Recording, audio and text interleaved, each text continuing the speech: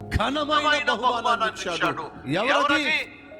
న్యాయాధిపతులందరిలో కూడా బహుశ్రేష్ఠుడు, చివరి న్యాయాధిపతి, శ్రేష్టమైన న్యాయాధిపతి, అద్భుతమైన యాజకుడు, ఓ గొప్ప ప్రవక్త. ఎవరు తెలుసా? సమూయేలు. ఎటువంటి జవాబు ఇచ్చాడండి? శ్రేష్టమైన జవాబు ఇచ్చాడు. ఈరోజు మాటలు వింటున్న సహోదరి సహోదరులు, దేవుని దగ్గర నుంచి నీకు శ్రేష్టమైన జవాబు కావాలా? కన్నీటితో ప్రయత్నించి చూడు.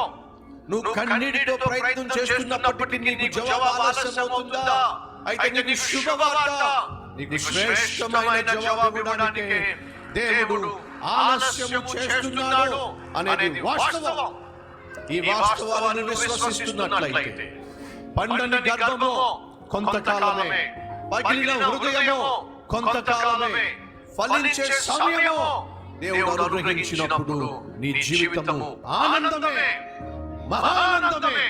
నీ జీవితము సంభ్రమములతో నిండే సమయమే వచ్చిందండి.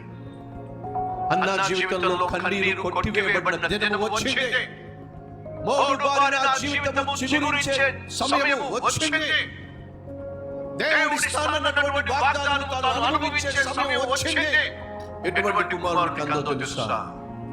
సమూయేలు జన్మించి సుమారు ఎంతకాలం తెలుసా మీకు? అప్రాక్సిమేట్ గా 3000 సంవత్సరాలైంది. 3000 సంవత్సరాలైనప్పటికీ కూడా హన్నాకు దేవుడిచ్చిన బహుమానం గురించి ఈ రోజు మనం మాట్లాడుకుంటూనే ఉన్నాం.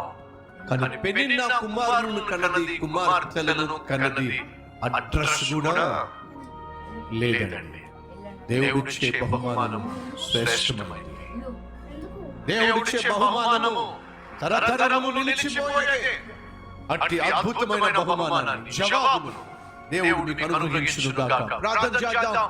ప్రతి ఒక్కరు ప్రార్థనలో ఏకీభవించండి.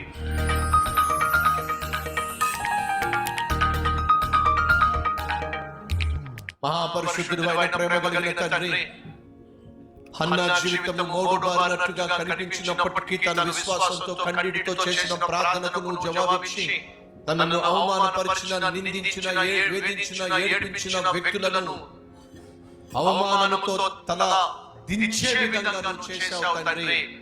అలాగే మా ప్రియ సహోదరి సహోదరులు ఈ రోజు ఒకవేళ హన్నా మార్గం గుండా వెళుతున్నట్లయితే వారిని బాధించే, వేధించే, హేళన చేసే వారందరి తల వంచి నీ బిడ్డల యొక్క తల నాయన హెచ్చించి మీ నామాన్ని కనపరుచుకొని శ్రేష్టమైన జవాబును, సమాధానాన్ని సాక్షులుగా జీవించే భాగ్యం మాకు దయచేయమని యేసుక్రీస్తు నామం పేరట వేడుకుంటున్నాం తండ్రి. ఆమేన్.